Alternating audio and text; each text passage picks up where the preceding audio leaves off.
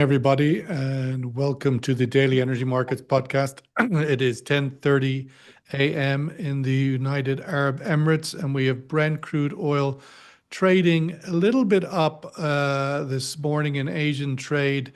It was up a little bit more.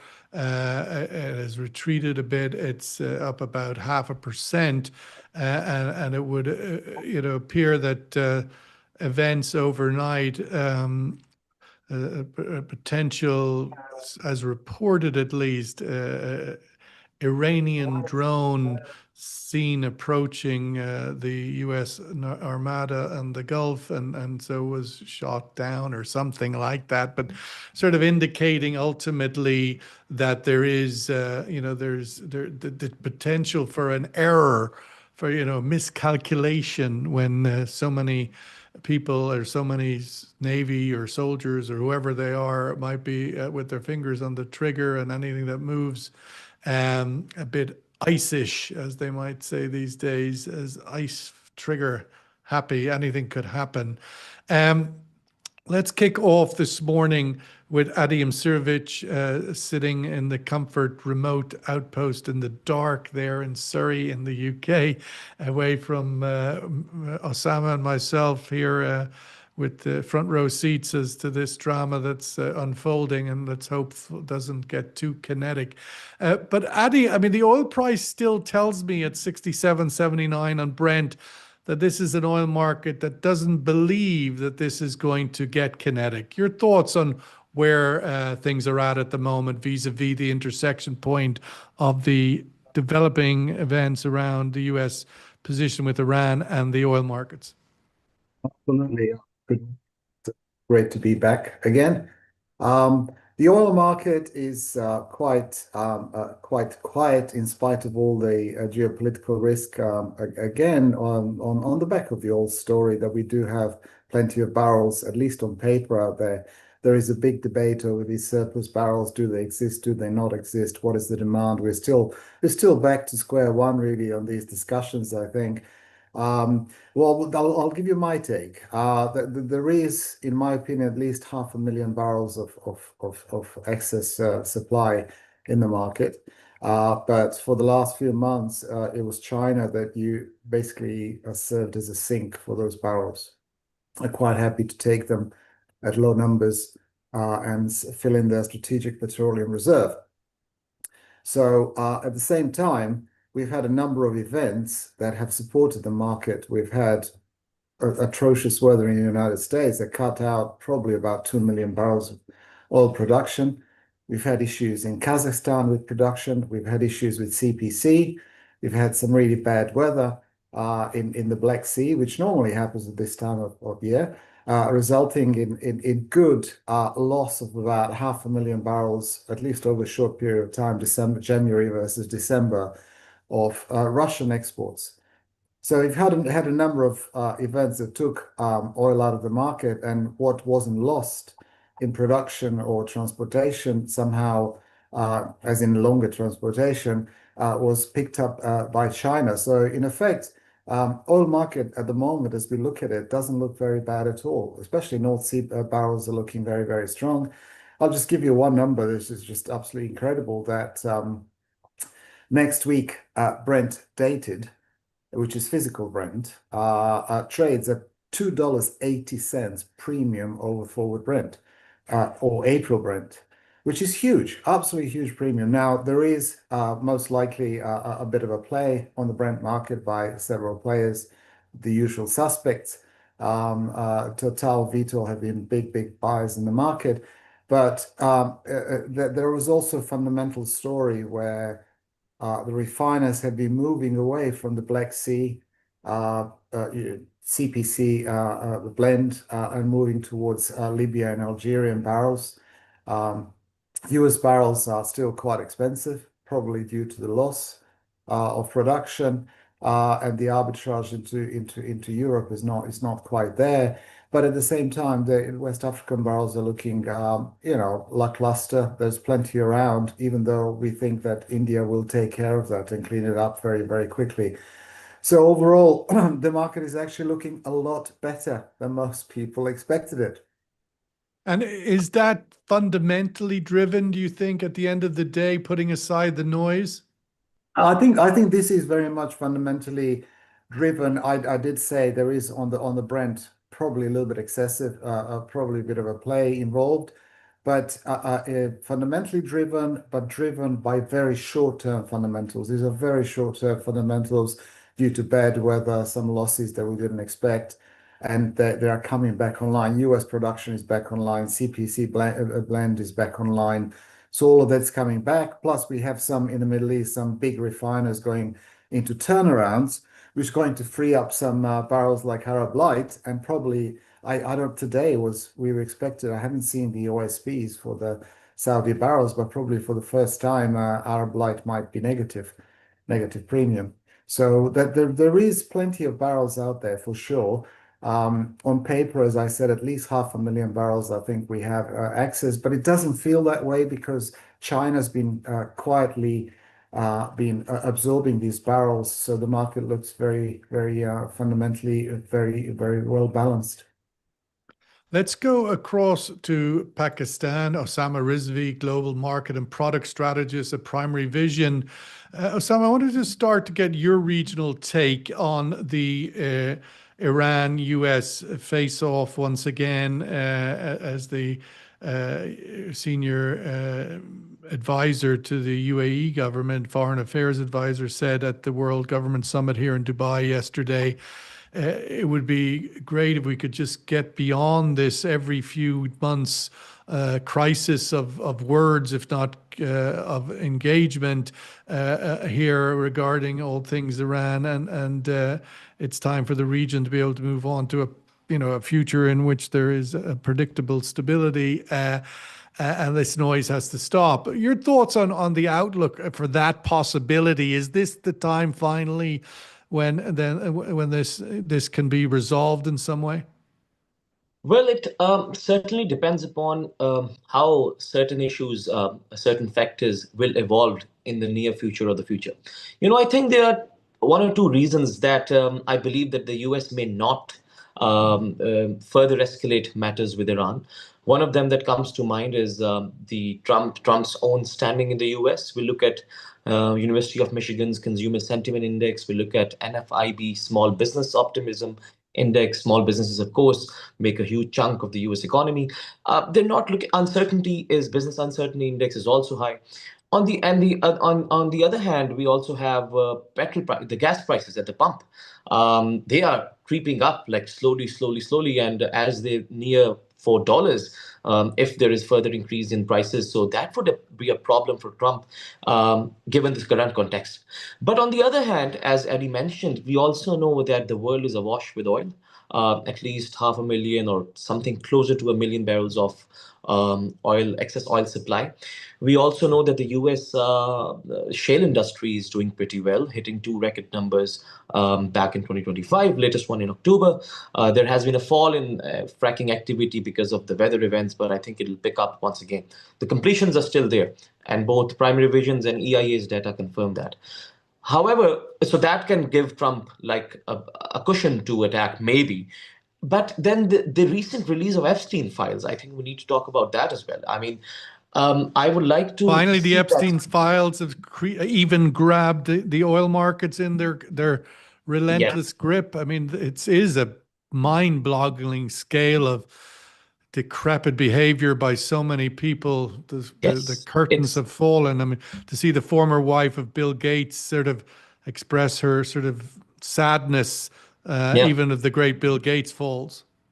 Yes, that, and I mean, in this age of misinformation or disinformation and age of technology, I would not believe that these are the only copies, or maybe there are other streams that may come online as well, other releases. And if they show that Trump is there, or some pictures would have been missing, so maybe the DOJ can come under scrutiny as well. And all of the political kerfuffle may mean that in order to divert attention from this, like, so they may escalate matters further with Iran. So this is like 2 versus 2 points. So Well, the this is what tail I'm. wags the dog here that and military engagement Iran to distract from the Epstein files. I mean, that's Yeah.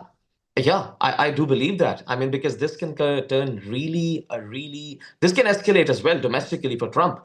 And, he will be looking at November elections, the numbers I've just told you. So the whole context pretty much is conducive for such a move. It wouldn't be And the we have first seen time, it I happening suppose, even. that you would see such a development taking advantage of circumstances to deflect. Adim, what doesn't seem like a deflection, but is the India deal with the US yet to have the I's dotted and T's crossed. We had the claims out of Washington that this was based principally on the fact that India was going to back away from its imports of Russian oil. We had Narendra Taneja on yesterday saying, that's nobody in India has said that. That's just a Washington talking point. What's your general view here as we move into the second month of the year that Russia's oil flows could be curtailed in any way, either by the India deal or anything else? Well, first of all, Sean, I think India, we've seen in the market, has been backing away from Russian oil for sure. Some of the long-term contracts, they're continuing. Nayara still has to buy, otherwise they probably have to shut. Reliance still buying some barrels, but actually, by and large, India has been abstaining from cheap Russian barrels. So there is some truth in that. I'm not quite sure what the details of the deal are. As you just rightly said, in India, the voices are different from the ones in the United States. It's very typical of a Donald Trump deal. Nobody knows actually what was agreed and what was not agreed. But I'm pretty sure that it's quite smart of India to do so, especially now that there are plentiful barrels of Middle Eastern oil in the market. So what I forgot to mention earlier on when I was talking about market fundamentals is that the current constellation of powers is such that actually some Middle Eastern barrels, namely Murban, may well be coming into Europe, which is very, very rare occurrence. So that's kind of quite interesting. It just tells you about the volumes. Ras Tanura refinery is going into turnarounds. There's 500,000 barrels of additional oil that has to find home somewhere in the Middle East. So Middle East not looking great in terms of supplies, and it's not looking great in terms of products. We can come back later on to product story. But overall, I think I do agree with Osama to the extent that I think the whole hype, the whole risk premium in the market has been artificially created. At the moment, Sean, I think I would work out at the moment we have at least 10 to 15% of all the oil in the market is sanctioned. It's huge. So we are actually, it's amazing Which makes the market tighter ultimately. Well, it makes the market more obscure, difficult. It makes the flow of oil a lot harder, if you see what I mean. The oil, Russian oil is on the water looking for home. Is it oversupply or not? Well, may not be. The idea that the oil coming out of Venezuela that is now moved from sanctioned to available. It's not only available, but Donald Trump seems like the main salesman of it. That the bringing these barrels out of sanction may be one of the outcomes of this Iran face-off. If indeed they do a deal, could be bringing the Iran barrels back to the regular market. Yeah. This is typical Donald Trump story. Basically, you have to go and bomb a country and cause a war to get to the point where you simply could have lifted the sanctions in the first place, and you would have been there anyway. Venezuela's stories, I keep repeating this, is ridiculous. He could have just lifted the sanctions and he would have had exactly the same results in terms of at least economic results. But maybe even more positive reaction from the U.S. industry, that they would be maybe more willing to go in under a sanctions removed legal architecture rather than one that sort of remains. Absolutely, I do. Clogged up.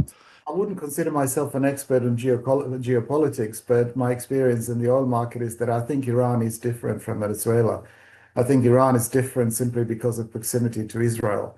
And I think Israel still has a big say what Trump does, what Trump doesn't do.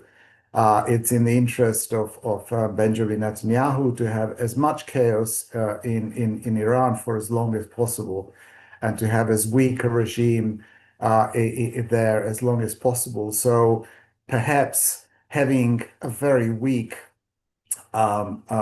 technocracy in Iran may be of a lot more interest to Netanyahu than actually having a new regime that might at some stage be strong and have popular support.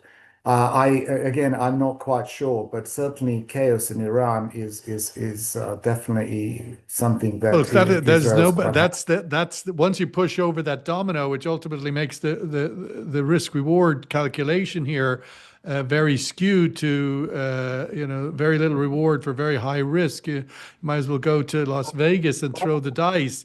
Osama, I mean, we've heard from the UAE, from Saudi Arabia, both indicating their unwillingness to cooperate or participate in any arrangement where their airspace or sea, water, etc., would be used for an attack on Iran. But we haven't heard anything from Pakistan. Of course, you share a huge border with Iran. What's the perspective from Pakistan that a country like Iran, its big neighbor, could be subjected to if indeed one goes through the full Zionist agenda of removing the current government in Iran, a fractured arrangement like we saw in Iraq? Where does Pakistan stand on that kind of outcome or concern? Well, Pakistan definitely finds itself in a very tricky, difficult diplomatic situation at the moment. We know that from the previous 2-3 years, or previous years specifically, Pakistan has really gotten closer with the U.S. administration. We have had a minerals forum. We have had open lot of investment for the country. For 2-3 days ago, Pakistan, the tariff rates in Pakistan were favorable as compared to India. Now it's India 2-3%. So Pakistan definitely is not in a position to openly or vocally oppose US's adventures across the world. However, we do believe, of course, in peaceful coexistence, and as it happened during the last year, as well, between Israel and Iran, the war, we did play some role in the backdoor diplomacy. Right now, I think China, to compare that there might be something of the sorts like in Venezuela and Iran is very, the chances are very low. I still believe we have had a very strange de-escalation when the protests were going on in Iran, and this is my own take. Some message maybe from Iranian authorities were given to Israel or US or something like that they're going to go all in. Maybe they have a dirty bomb that they're going to be blowing off in the Straits of Hormuz or something like that. As you mentioned, the domino effect. So because it does not happen that one day you're tweeting about take over the institutions, and next day you say, yeah, they're not going to hang up those people, so I'm not going to do anything with Iran. I think something is happening in the background, and Iran has some sort of given sort of a message, strong message, both to Israel and US. So I think further escalation would be really, really hard, and it would be, it would have really long-term consequences as well. I wanted to welcome James McCallum onto the call, and thank you for jumping on, James. Bring us your thoughts before we get into certain areas of particular interest to you or expertise to you. I want to get your views on the current sort of outlook for the region where you spend a lot of your time, the outlook for this. It feels like the steam is coming out of this crisis, Iran, US, and then little moments like last night remind us the oil price doesn't seem to have a big premium in it. No, I think both the other panelists have kind of summed things up, very succinctly. I think it would be surprising if there's an escalation beyond where it's at in the Middle East. I think last night's rhetoric or yesterday's rhetoric around the drone is pretty much a typical sort of Trump front of, well, remember we're here, remember we've got equipment in the Gulf. But I think equally there have been overtures from Iran that is doing exactly the same, that said, look, we are prepared to come to the table and negotiate. Iran is a consummate negotiator as a country. Iranians as individuals. They're fabulously talented at it. And, you know, any negotiation with the US is not going to just be a walkover. And so each of the two parties are flexing their muscles in a light way just now. But as was just said, I'm pretty sure there's stuff going on in the background to take the steam out of things. And that's why we're not seeing any fluctuation in the oil price. Just to take the opportunity of you being here, James, the outlook for your core industry, the oil services space, I just wanted to get your thoughts about whether there's life in that old dog yet. Halliburton reported significant improvement in its fourth quarter earnings, 2025 earnings posting up to nearly $600 million compared to only $18 million the previous quarter. A lot of excitement about the opportunity of Venezuela for these oil services companies. What do you, does Venezuela change the outlook profile opportunity? Yes, I think it does. I think, look, it's interesting. I nearly went on the chat room a second ago to comment on the US shale basin. As you know, I'm pretty much a voice that says that the shale basin has had its peak. It's had its day. And whilst the comment was made earlier that there are completions that can continue to be brought online, you're chasing the last barrels. The economics at this current price point is not conducive to any ramp up of any activity in terms of new activity in the shale basin. So the earnings potential growth is not coming from the shale basin. Let me be very clear around that.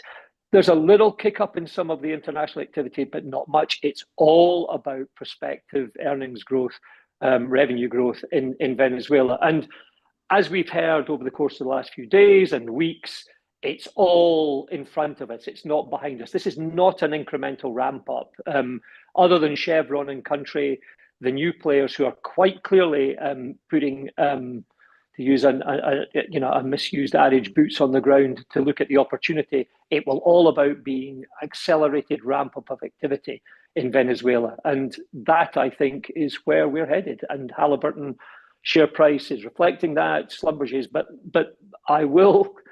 You've put me onto the share price soapbox, Sean. I will remind all of our listeners that share price and that activity level is coming from a very long way back. Most of these stocks are trading at around about a third of where they were at their peak. So there's a long way to go in that.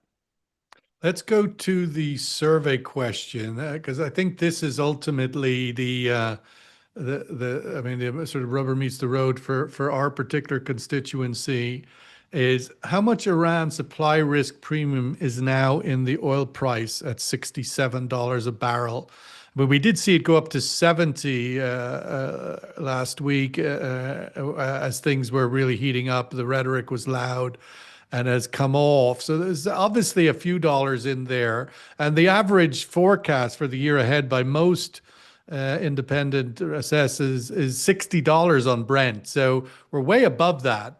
Is all of that above 60 a premium, a risk premium? So number one, $5+ per barrel, or are we looking really more at the $3 barrel, which brings us back to the sort of comfy space of $65 on Brent, where we've been for a while? So welcome the views here on that as to where we're at.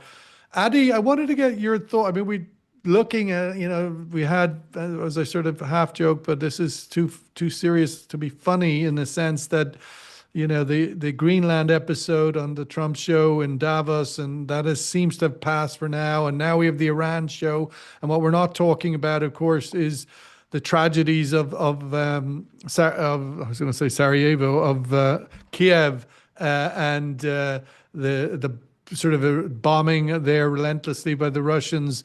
The optimism of resolution there seems to be sapped by the bitter cold of the winter. Your thoughts on where that conflict is in the greater sort of risk profile of the energy markets? Well, yeah, that's a difficult question, Sean. I think at the moment we're coming up to 4 years now in the next few weeks. Oh, there's certainly one factor that's very important is the attrition, I think, on both sides. Well, we do see a lot of attrition on Ukrainian side simply because we have access to the media, we have access to the country.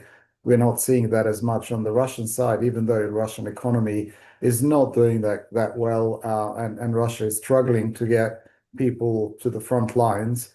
Probably easier than Ukraine. Obviously, it's a larger country, but still, I have no doubt that Putin wouldn't mind seeing a peace agreement at the end of the day on terms that are acceptable to him and on terms where he doesn't look bad, which is essentially getting a good chunk of Donbass as a prize. Now, where that negotiation goes, it's very hard to tell, simply because there are too many parties involved.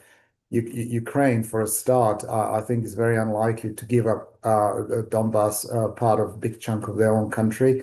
And Europe is a major player. I think very often the United States forget that Europe is a very, very major player there, and everything is happening within Europe at the moment. So I seriously, I just don't see that peace agreement happen very soon for a number of reasons. Your experience, obviously, from Bosnia, lived through the traumas of Sarajevo and the Bosnian, just dragged on and on like literally a First World War type of endless conflict that couldn't find resolution. Does this smell and look similar? This kind of ongoing no solution?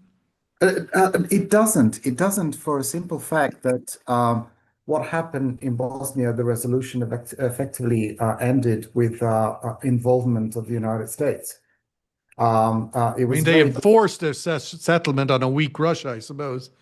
It was, well, Serbia, you mean? Yeah. It was. But also a weak Yeltsin behind Serbia. It was a different conflict, Sean, simply because at the time, for example, Bosnian government was was sanctioned from buying weapons to defend itself, which was a horrible situation to be with. Ukraine is not in that situation. As soon as the Bosnian government was able to buy arms and weapons and then push against the invader, the tide turned.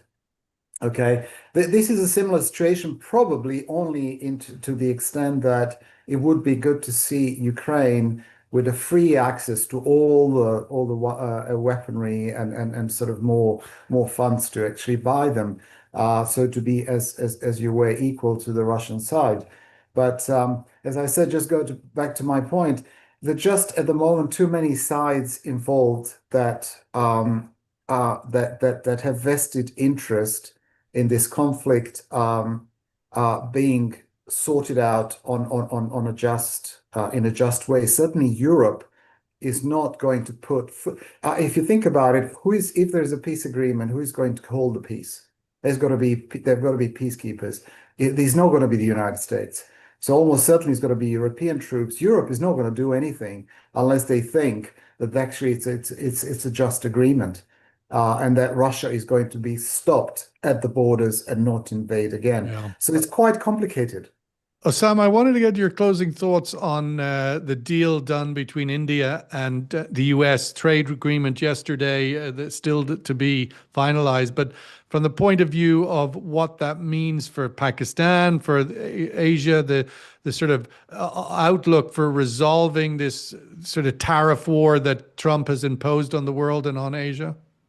I think we were, to be honest, like Pakistan, there was this air of positivity that Pakistan is also getting preferential treatment in terms of tariffs. I mentioned our tariff rates were less than where we stood in terms of India, but now it has sort of reversed.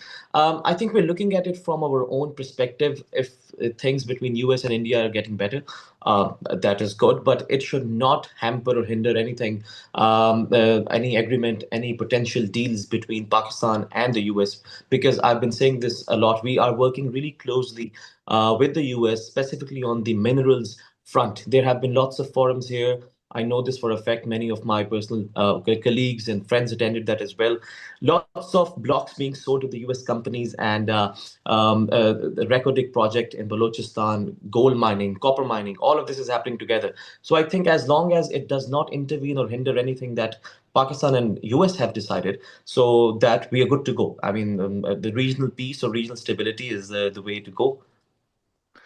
James, last word to you on the fundamentals here of supply and demand, where we started our conversation this morning. Adi saying, up to 15% of oil moving or flowing is sanctioned. This is like last year, a slightly tighter market than we have expected. China did a lot of buying for storage last year. These trends seem to be continuing. That there isn't a lot of premium in this price. There's a lot of demand still. Your thoughts on that thesis? Yeah, there is a lot of demand, but there is also, as we increasingly hear, a lot of supply out there. I mean, in the current week, we've heard Narendra comment that India didn't say anything at all around giving up on Russian oil, and I don't personally expect that to happen. India will continue to be a buyer of discounted oil wherever it will come from, and that's fundamental to their economic model, as will China. So I think that will continue. We've also read of additional gas supplies coming into Europe from Russia through peripheral pipelines. So who would have believed that? That's additional noise. We've talked today, as we talk most days, around the fundamentals of the geopolitical part of this equation. But if I can just draw listeners' attention to some of the LinkedIn feeds or the WhatsApp feeds that particularly Adi makes around the other incredibly important dimension, which is the rise of renewable energy and alternative sources of energy as a part of the energy equation. That is the other very important leg on the stool. And we need to see the supply-demand equation, not just in terms of who is supplying or demanding hydrocarbons, but what is the additional balanced energy equation with regards to renewables and alternative sources. So Adi, a call out to you. Thanks for the arguments that you keep putting forward. I'm a big supporter of your positioning. Well, I think it is a bit like the noise of Trump and all the other subjects, that the noise of the energy security narrative sort of overwhelms the energy transition, which is, marching ahead. I mean, it is essentially become the one, right? The wind and solar and everything else you can get your hands on is the ultimate energy security, as China is showing us every day of the week. 2 of the $3 trillion spent on energy last year, investment in energy last year, was to transition fuels, and that is certainly not stopping. Interesting interview about to be published, our weekly halftime talk with Giselle Wintershoven. Some very useful insights on this subject, amongst others. So pick that up, and we'll be publishing also our IE Week curtain raiser, full of juicy insights. Look at that. That's a piece of art. You'd want to sell that rather than be publishing it. Going on the wall.